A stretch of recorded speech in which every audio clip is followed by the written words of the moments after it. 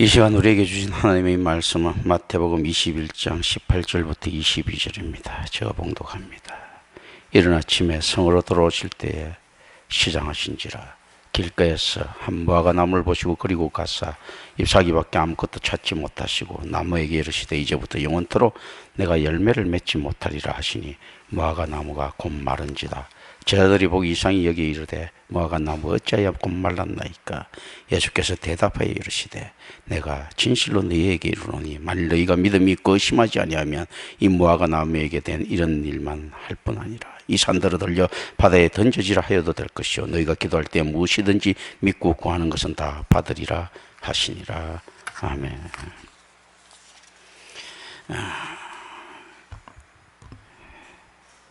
무화과 나무의 말음은 여기서 일어나는 일이 이 사건 사체 전체를 넘어서 열매 맺지 못하는 극히 중대한 예언적 징표로 가져가고 있습니다. 이게 무화과 나무의 능력 밖에 일일지라도 열매 맺지 못하는 무화과 나무에 대해서 우리는 좀 생각해야 됩니다. 잎사귀가 무성한 무화과 나무에 예수님께서 갔었을 때 잎사귀밖에 얻지 못했습니다. 이 폴라 잎사귀밖에라고 하는 단어는 마태복음 24장 32절에 다시 나옵니다. 이건 한번 볼 필요가 있습니다. 마태복음 24장 32절 보면요, 어떤 것들인가 하면 무화과 나무의 비유를 배우라. 그 가지가 연하여지고 잎사귀를 내면 여름이 가까운 줄 아나니 할 때 우리가 신학적 상상을 할 필요가 있습니다. 이 잎사귀를 낸다라는 것은 어떤 것을 의미하는가 했을 때요, 번성의 극 개념, 그리고 자기 선한 것의 극의 개념, 시험 준비를 했을 때 공부한 끝의 개념. 이제 잎사귀가 무성해지고 이렇게 하니까요, 내가 이제 시험 준비가 다 됐습니다. 뭐가 다 됐습니다. 뭡니까? 최후의 심판 때 하나님 앞에 가서 내가 얼마든지 자신 있게 설 준비가 되었습니다 라는 이 모습들입니다.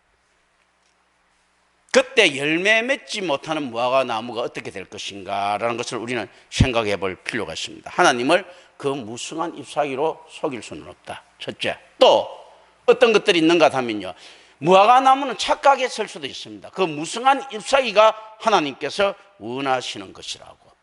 또 무화과 나무는 착각할 수 있습니다. 내가 여지껏 베푸른 열매들이 있는데 단지 우리 주님께서 못 따먹었을 뿐이지 수도 없이 많은 사람들에게 열매를 나눠줬다라고 하는 이런 생각을 가질 수 있는데요, 이건 무화과 나무의 생각과 전혀 관계없이 심판의 때는 어떤 자가 구원받는가 했을 때요, 택자들의 모습인데, 이 택자는 어떤 모습인가 했을 때 우리 주님에게 세상으로 볼 때 운 좋게도 열매를 준 그 모습입니다.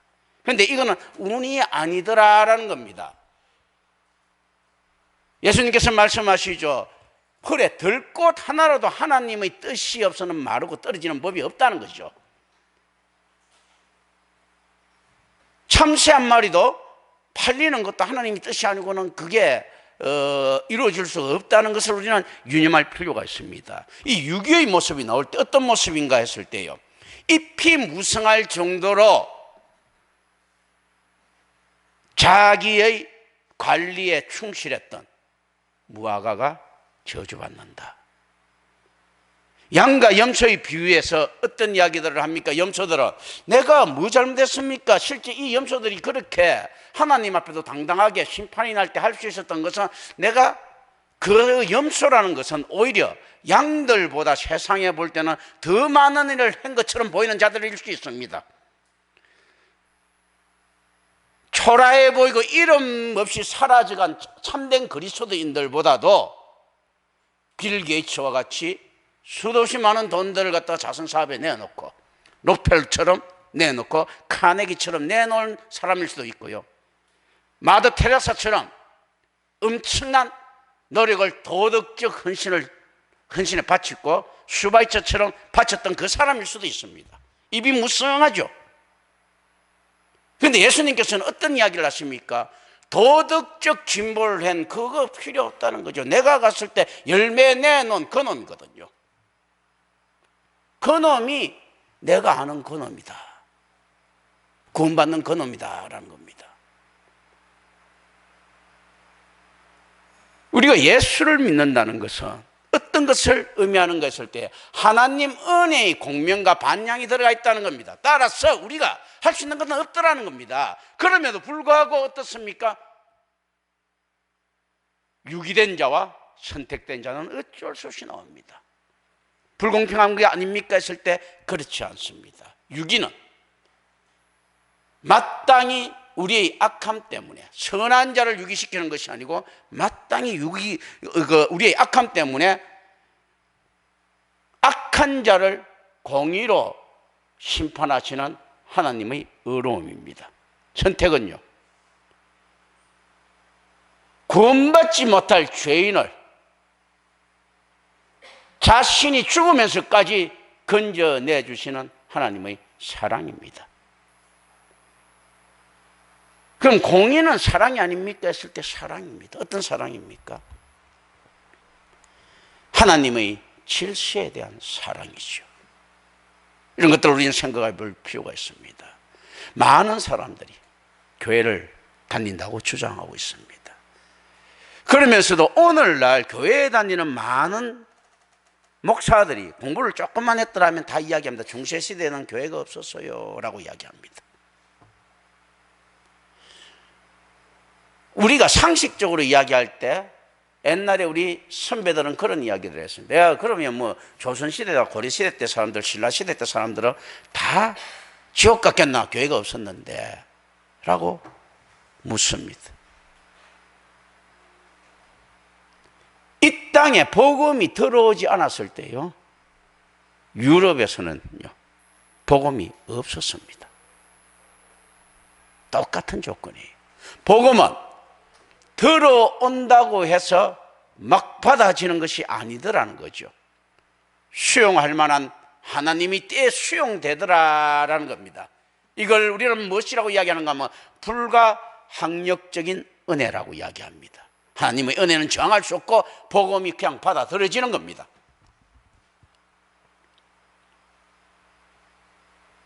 우리는 이 불가항력적인 은혜에 의해서 복음을 들을 수 있는 것이지, 어떠한 시대에 성경책이 들어온다고 해서 복음이 받아들여지는 것이 아닙니다. 오늘날 이 땅에 많은 복음들이 난무하고 있는데 과연 하나님 중심으로 해석되지 않는 그 복음이 복음이겠습니까? 복음을 가장 많이 읽는 놈이 누구겠습니까? 성경을 가장 많이 읽는 놈이 마귀겠죠. 마귀. 수명도 엄청나게 오래 길고 태초부터 새하늘과 새 땅이 올 때까지, 그리고 그 능력도 있으니까 하루에 한 1억 번도 읽을 수 있는 놈이잖아요. 그 지피지기면 백전백승이라 해가지고 얼마나 성경을 열심히 읽었겠어요. 가장 뛰어난 마귀가 그 복음의 진리를 모릅니다. 놀라운 것은요, 제가 고민을 했습니다. 마귀가 악한 자 중에 가장 뛰어나는데 복음을 모르는데, 그러면 비슷하게 선포되는 복음을 아는 뜻이 보이는 이 가짜 그리스도인들은 어떤 것인가? 마귀보다 더 뛰어난 것일 때 그렇지 못합니다.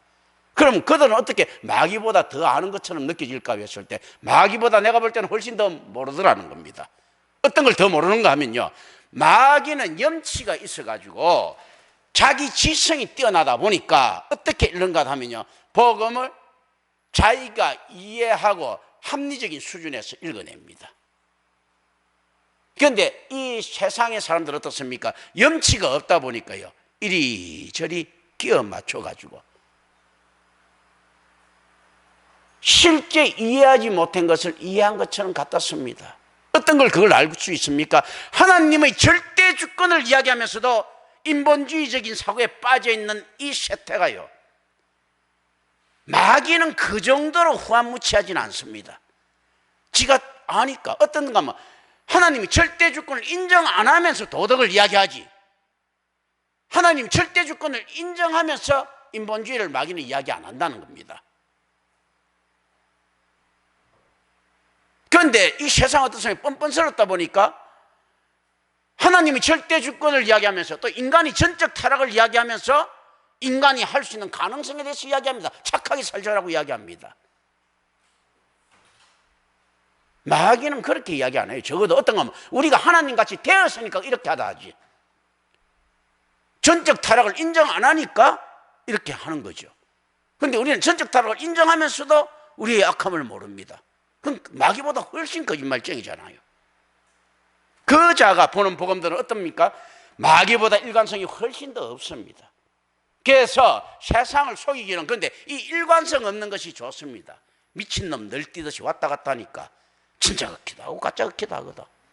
마귀처럼 일관성이 확실히 있으면 확실히 전하면 복음이 아니라고 이야기할 것인데, 일관성이 없다 보니까 마귀보다 훨씬 더 무식한 인간들은 어떻게 느낍니까?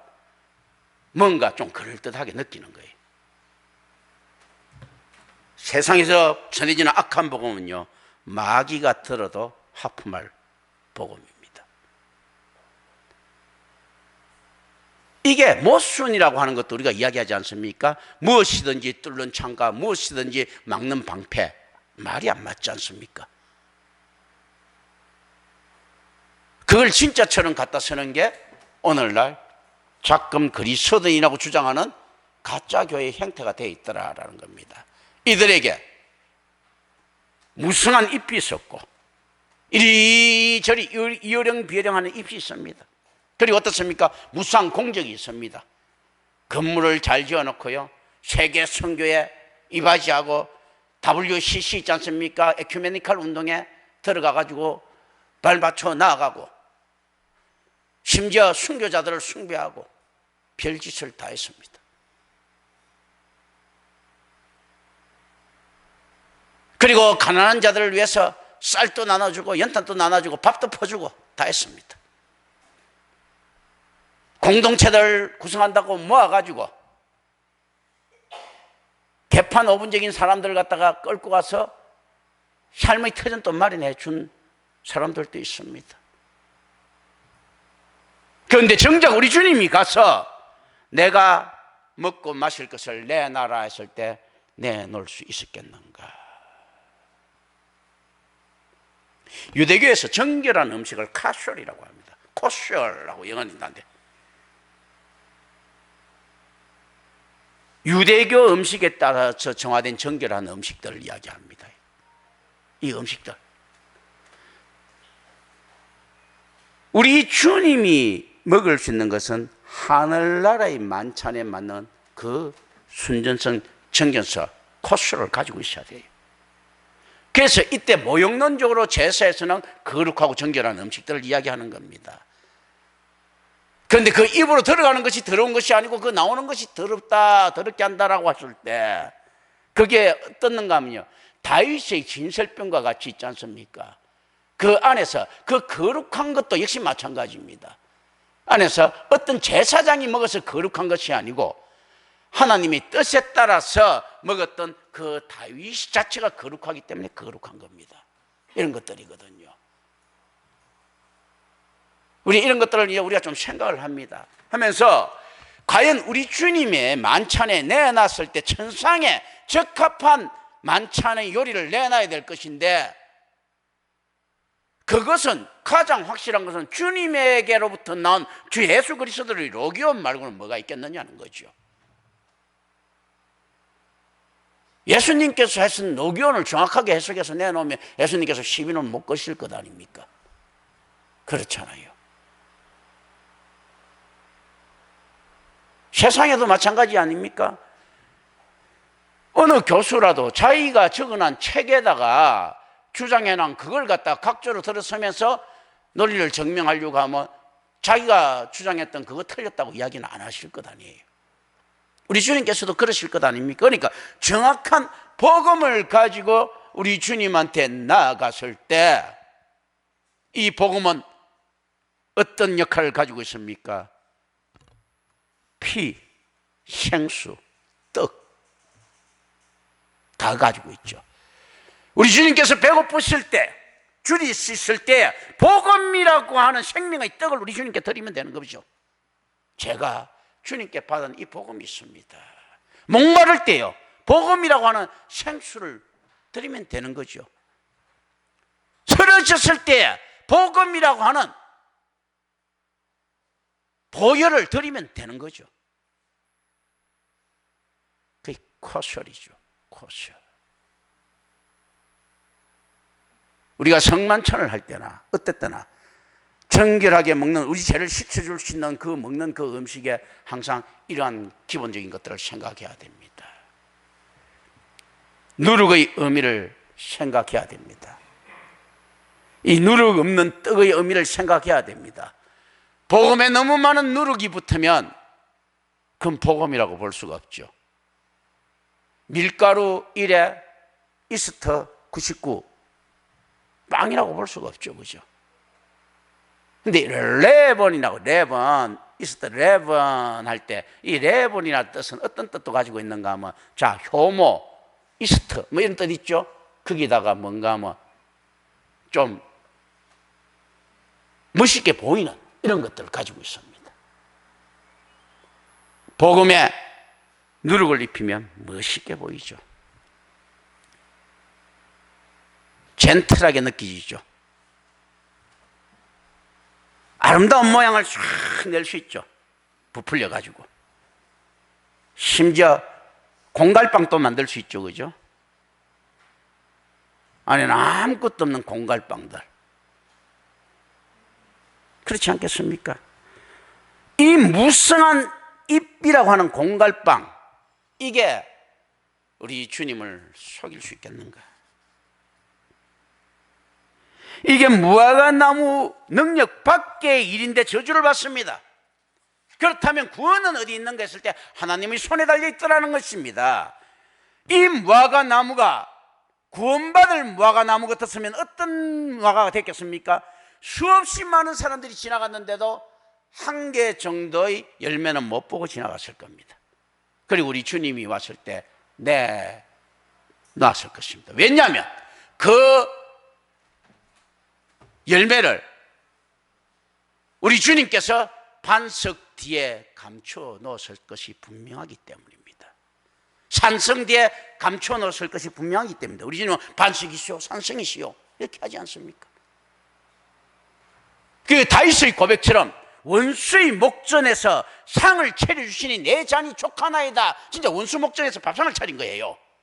여호와 나의 목자시니 내게 부족함이 없어 이루어라 했을 때 사망의 음침한 골짜기 들어갔는데 수도 없이 많은 저작거리의 예루살렘이라고 하는 대도시에 서 있는 무화과나무라도요, 언제나 주님께서 원하는 그 다윗이 갔을 때, 모형론조로 갔을 때 상을 차려줄 수 있어야 되는 개념들을 가지고 있습니다.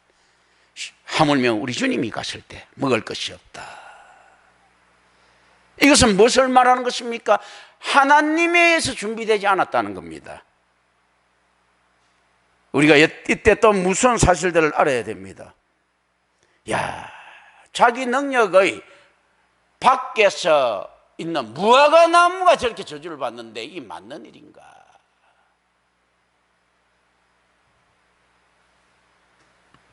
자기 능력 밖으로 그냥 자기 뜻도 없이 그냥 서 있는 이 무화과나무, 짝대기 같은 무화과나무가 열매, 자기가 지킬 수도 없고 이랬는데 이게 열매를 갖다가 우리 주님께 제공하지 않았다고 해서 저주를 받는 이 모습을 우리 느껴야 됩니다.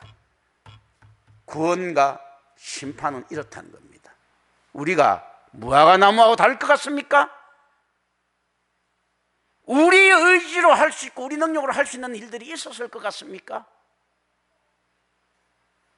무화과나무가 그 자리에서 자기의 사역을 감당할 수 있었던 피조물이라면요, 우리는 그냥 돌아다니면서 하나님의 질서의 굴레에서 벗어나지 못하고 그 맴돌고 있는 피조물입니다.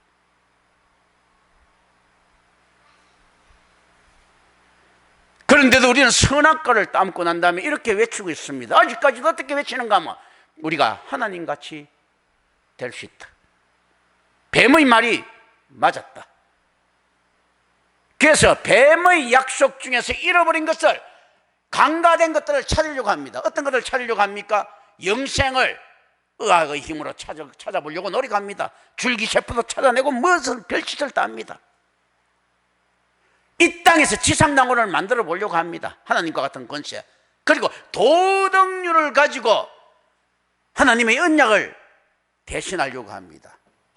하나님의 선하심을 착하게 살자는 도덕률 가지고 하는데 이놈의 도덕률이 상대적인 것이지 절대적인 것이 절대 될 수 없다는 거죠. 마귀가 하나님께 대항할 수 있는 방법은 어떤 방법이겠습니까? 하나님의 선하심에 대항해서 가장 착해 보이는 거죠.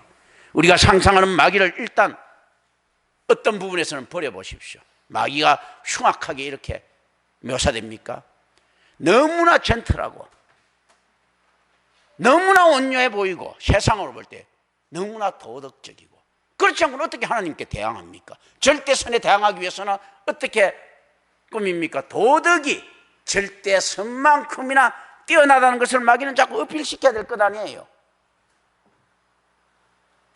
이 땅에 그래서 자선이 이루어지고 막 이렇게 합니다. 우리도 착하게 살 수 있습니다. 이렇게 합니다. 그런데도 이상하게 세상은 불공평하고 불평등해요. 찌그러지고 있어요. 왜 그렇습니까? 진리가 아니기 때문입니다.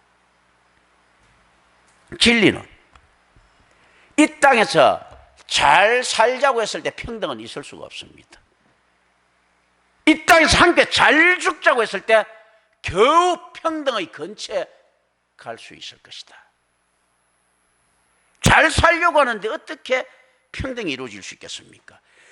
잘 살려고 하는데 어떻게 그 사람에게 명예가 있을 수 있겠습니까? 잘 살려고 하면 남들보다 좀 더 기득화된 이권이 있어야 되는데 그 자체가 이미 자기의 명예에 훼손되어 있는데, 그리고 못 살게 되는 것, 잘 살려고 했는데 못 사는 것 어떻습니까? 자기 능력이 회상됐는데, 최소한 자기 운이 없는 건데, 그래서 이 땅에서는 잘 살든 못 살든 평등은 이루어질 수 없고 자기 목적이 이루어질 수 없습니다. 명예로울 수가 없습니다. 잘 산다고 하는, 잘 살고 있다고 잘 살 수 있는 것처럼 보이는 이 수탈의 한 형태가 자기의 명예를 갉아먹을 것이고요, 못 사는 것처럼 보이는 정직청렴한 것처럼 보이는 이 무능이 자기의 명예를 훼손시킬 것입니다. 정직하고 청렴하면서도 잘 살 수 있는 게 맞지, 내가 배고프고 비참하면서 잘 살 수 있다, 이건 뭐 말이 안 되죠. 그리고 남들 걸 수탈하지 않고 오로지 자기의 능력만 가지고 남들한테 이익을 주면서 잘 살 수 있는 것이 명예롭게 잘 사는 것이지, 내가 남들보다 더 잘 산다, 이 자체가 이미 잘못된 것 아닙니까? 그런데 똑같이 평등해지면 무엇이 없어집니까? 잘 산다는 개념이 없어졌습니다. 잘 산다는 비교 대상이 없지 않습니까? 똑같이 다 똑같이 사는데 그냥 똑같이 산다 해야지. 남들보다 좀 더 잘 산다 하면요, 이 안에 이미 균형이 무너져 있더라. 그러니까 이 찾지 못할 것을 찾는 유토피아에 우리는 노출되어 있습니다. 유토피아가 제가 뭐라고 했습니까? 헬라 우토피아, 우하면 없다는 뜻이에요. nothing이라고 하는 뜻입니다. nothing. 이 없다는 것은 어떻습니까? nothingness 하면 이거 사탄 마귀도 nothingness예요. 없다는 겁니다. 사탄 따위의 능력이 있는 것이 아니고 사탄이라고 하는 피조물이 있었던 거죠. 그런 거거든요. nothing. 유토피아 하면, 토피아 하면 플레이스, 장소예요. 우토피아, 없다. 유토피아, 없는 장소다라는 거죠.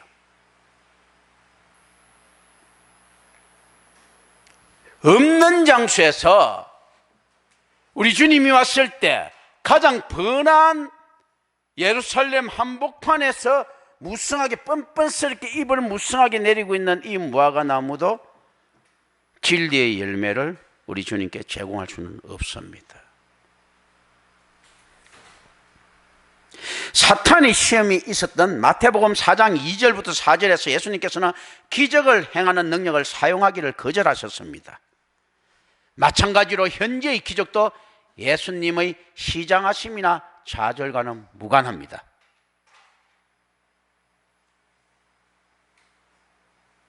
우리 주님께서 세상을 볼 때 줄이신 이유는 여러 가지가 있을 수 있지만 예수님이 실질적으로 시장이나 좌절과는 무관하다.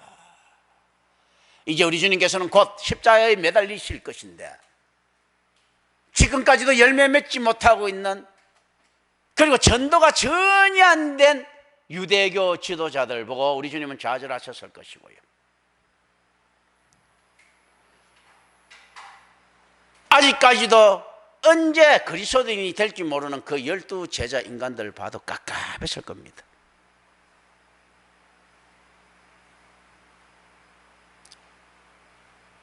그래서 이 제자들에게는 1차적으로 교훈시키는 거죠. 니들이 내가 찾을 때 열매가 없으면 다 이렇게 죽는다.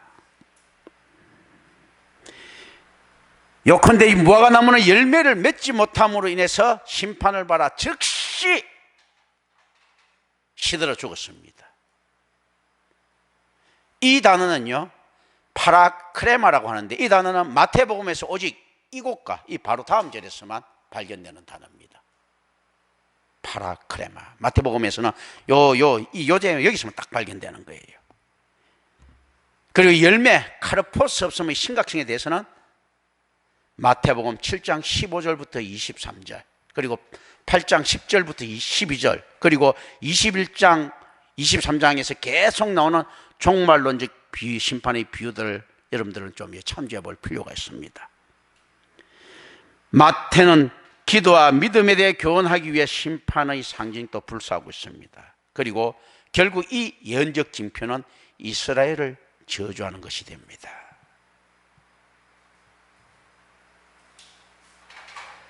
우리가 믿음을 가지고 기도할 때 무엇이든지 믿고 구하는 것은 다 받게 된다라고 하는 것을 우리는 정말로 명심해야 될 필요가 있습니다. 이것을 가지고 도깨비 방망이처럼 사용하고 있는 교회가 문제죠. 기도는 무엇이라고 했습니까? 하나님의 뜻을 더 많이 알아가는 것이라고 했죠. 기도가 하나님의 뜻이라면 하나님의 뜻이 안 이루어진 게 있습니까? 하늘에서와 같이 땅에서도 이루어집니다. 그러니까 우리가 기도 드리는 내용은 100% 다 이루어집니다. 기도라면 이루어지지 않는 것은 무엇입니까? 기도 아니죠. 헛소리입니다. 이스라엘은 여러 가지 외적인 표적들, 즉 무성한 잎사귀를 가졌음에도 불구하고 열매가 없었습니다. 무화과나무의 마름은 심판을 나타내는 종말론적 언어입니다. 그리고 장차 예루살렘 성전의 멸망으로 비교될 것입니다. 우리가 예레미야 8장 13절 한번 볼까요?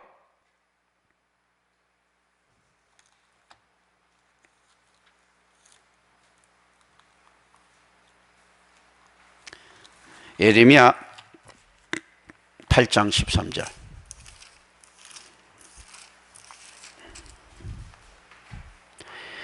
여호와 말씀이니라. 내가 그들을 진멸하리니 포도나무에 포도가 없을 것이며 무화과나무에 무화과가 없을 것이며 그 잎사귀가 마를 것이라. 내가 그들에게 준 것이 없어지리라 하셨나니 라고 하죠. 중세시대 때 캐톨릭에서 받은 교회의 은사가 없어지고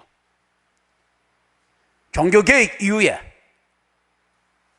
개혁교회에서 받았던 이 은사들, 포도가 없고 무화과의 열매가 없을 것인데 우리가 지금 그것을 보고 있지 않습니까? 입만 무성한 이 세태를 보고 여러분들은 종말을 못 느끼겠습니까? 그리고 미가서 7장 1절 한번 볼까요?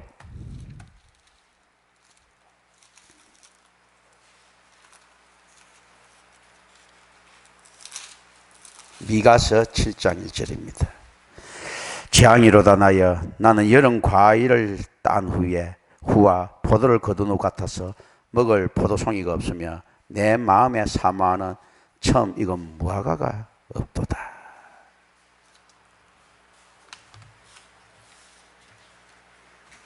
이 무화과 나무의 말음이 보세요. 구약의 약속에 대한 신학의 성취들이요. 이 사소한 것들까지, 사소해보니 이까지 있지 않습니까? 전부 다 이렇게 연관되어 있는 것들입니다. 제자들은 무화과 나무가 즉시 마르는 것을 너무 이상히 여겼습니다. 그리고 이 때문에 예수님께서 행하신 일의 의미를 분명히 간과했을 것입니다. 이 너무 이상히 여겼어. 제자들은 어떻게 갑자기 그 무화과 나무를 마르게 하셨나는 의미를 담고 있는 약간 엉뚱한 질문을 합니다. 그런데 복음서 기자는 어떻게 보면 사수해 볼 수 있는 이 내용을 밝히고 싶어 합니다. 그래야 우리는 열매 맺지 못하는 이스라엘이라는 문제에서 역시 무능하고 열매를 맺지 못하는 제자들을 지켜주는 믿음의 문제로 나아갑니다. 이 제자들의 어리석은 질문으로 인해서 어떻습니까? 교회의 각성이 들어오게 됩니다. 그러니까 하나님 섭리는 항상 이런 것들입니다. 자, 그러면 우리가 어떻게 하나님의 뜻을 알 수 있습니까? 했을 때 우리가 어리석을지라도 하나님이 은혜에서 이렇게 툭 던지지는 겁니다. 전혀 본질과 관계없는 질문을 했는데 더 상승된 각성으로 내려오고 있는 거죠. 그래서 임마누엘 교회에 여러분들이 앉아 있을 수 있는 겁니다. 여기서 자신의 능력으로 올바른 교회 찾아서 앉을 수 있는 사람이 뭐 누가 있겠어요? 아무도 없습니다. 저부터라도. 다소 엉뚱한 세상의 물음에 노출됐을 것입니다. 뭐 그게 사업이 잘못된 것이 있을 수도 있고, 또 사업이 잘된 걸로 있을 수도 있고, 직장이 잘못된 게 있을 수도 있고, 직장이 잘된 게 있을 수도 있고, 터전이 이동이 있을 수가 있고, 인간관계성으로도 있을 수가 있고, 어떤 식으로든 간에 굉장히 어리석은 모습으로 임마누엘 교회를 찾았을 거예요. 세상 말로 하면요, 어떤 식으로든지 안면으로 왔을 거고. 그런데 하나님께서는 어떻게 이야기를 합니까? 이 모든 행위들을 갖다가 우연이 아닌 필연처럼 해가지고 진리에 대한 각성을 던져주십니다. 제자들이 기적에 대해서 관심이 있었는데 예수님께서는 어떤 걸로 제자들을 갖다가 툭 덮어 씌우십니까? 니들이 임마 잘해. 너희들을 통해서 교회가 일어날 것인데 과연 그 안에 열매가 있겠는가? 그리하여 이들은 잘 죽을 수 있었던 겁니다. 이 열매라는 것은 어떻게 보면 너무나 우리가 할 수 있는 쉬운 일들입니다. 잘 사는 일은 힘든 일이죠. 잘 죽는 일은요, 잘 사는 일은 불가능한 일일 수도 있는데 잘 죽는 일은요, 가능한 일이에요. 물론 힘듦에 있어서는 잘 죽는 거 힘들어요. 잘 사는 것도 힘들고. 그런데 잘 사는 거는 불가능할 수도 있는데 잘 죽는 거는 가능한 일입니다. 그래서 힘든 일이지만, 같이 힘들지만 어떤 것이 다른가 하면 하나는 가능한 일이고 하나는 불가능한 일입니다. 그래서 거짓 제자도가 우리에게 던져주는 의미들은 어떤 겁니까? 잘 죽는 방식이거든요. 잘 죽는 방식이기 때문에 우리가 얼마든지 할 수 있는 거예요. 어떤 것만 있으면 할 수 있습니까? 이 열매를 맺을 수 있으면. 잎에 관심이 없고 열매, 다른 손님을 영접할 수 있는 열매에 관심이 있으면 우리는 잘 죽을 수 있다는 거죠. 사랑을 남한테 받으려고 하면요, 불가능할 수도 있는 일입니다. 아니, 사랑할 놈이 나타나야 되는데 그건 자기 마음대로 안 되잖아. 자기가 남을 사랑하려고 하면요, 작정하고 하면 되죠.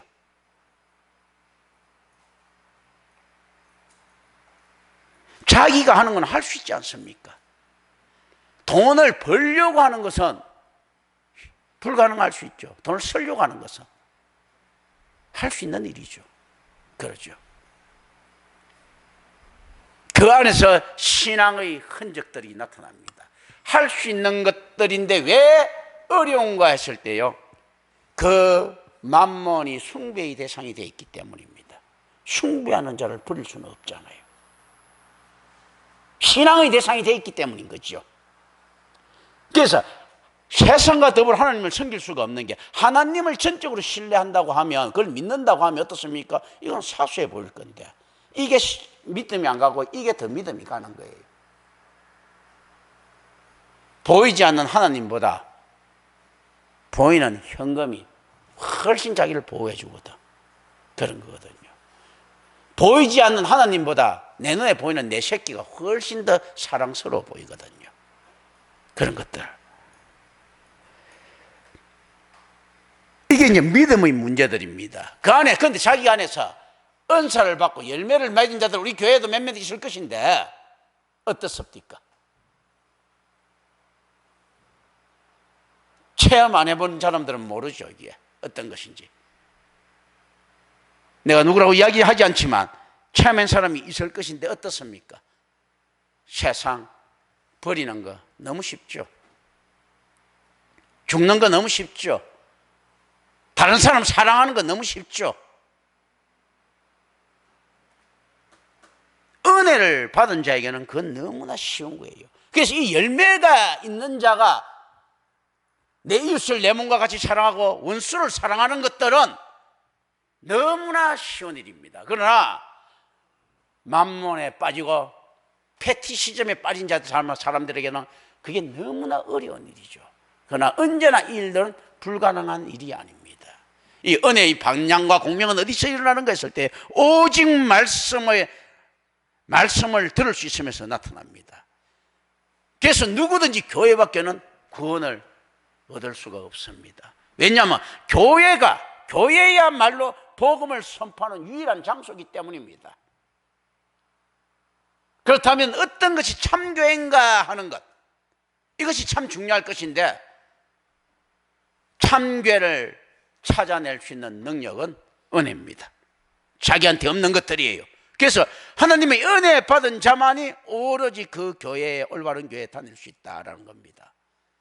믿음은 들으면서 나는데 듣지 못한 곳에서 어떻게 믿음이 날 수가 있겠습니까? 성경이 분명히 그렇게 선포했는데, 만한 정석을 제공하고 이태리 대리석을 깔고 황금을 산처럼 쌓는 교회에서 복음이 없다면 무슨 소용이 있겠는가?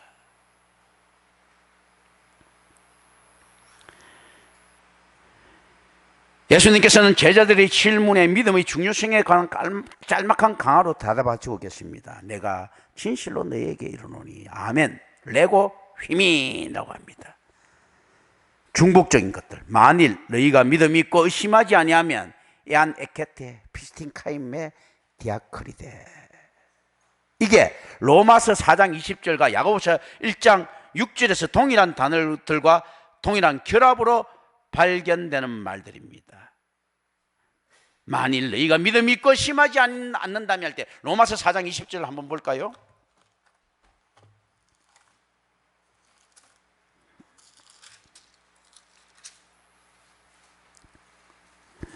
믿음이 없어 하나님의 약속을 의심하지 않고 믿음으로 견고하여져서 하나님께 영광을 돌리며 할 때, 하나님께 영광을 돌릴 수 있는 능력은 무엇입니까? 이 믿음들입니다.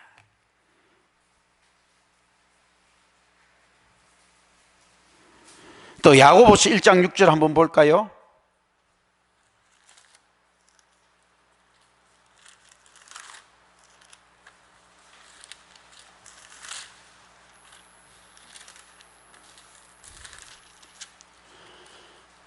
오직 믿음으로 구하고 조금 더 의심하지 말라. 의심하는 자는 마치 바람에 밀려 요동하는 바다 물결 같으니. 이게 동일한 단어들과 동일한 결합으로 지금 이 단어가 이루어져 있어요. 요 내용과. 만일 너희가 믿음이 있고 의심하지 아니하며 할 때, 이제 그러니까 요 야고보와 바울이 요걸 갖다 쓴 거죠. 요걸 갖다 쓰는 겁니다. 여기서 이제 그러니까 이 친구들은 이 뜻을 아는 거예요. 이 말로 내가 만일 너희가 믿음이 있고 심하지 아니하면 이라는 말로 강조되는 진술에서 예수님께서는 제자들에게는 무엇이 없다고 지적하고 계신가 했을 때 불가능이란 없다. 근데 세상에 살아보면 어디 그렇습니까? 저도 제자들을 가지고 똑같이 제자들처럼 나갑니다. 당당하게. 김경천도. 그러고 난 다음에 어떤 데 누우면 깝깝해서 한숨을 푹 쉽니다. 제자들도 똑같았을 거예요. 그러나 불가능에 대한 한숨이 아니고요. 뭔가 하면 이야 참 진짜 성도 찾기 힘들다 라고 하는 가슴 아픈 힘듦에 대한 것들입니다. 이때 제자들은 엘리야나 엘리사 같은 구약 선지자들의 사역에 동반되었던 기적적 활동을 상기했을 것입니다. 그런데 복음의 기적은 사실 훨씬 더 크고 위대한 것입니다. 이게 이 제자들도 똑같이 내가 사도들을 생각하면서, 내가 교부들을 생각하면서, 내가 구약의 선지자들을 생각하면서 막 생각합니다. 아유, 이 친구들도 그랬겠구나. 이렇게 생각할 때 똑같이 이들도 그렇게 생각했을 것입니다.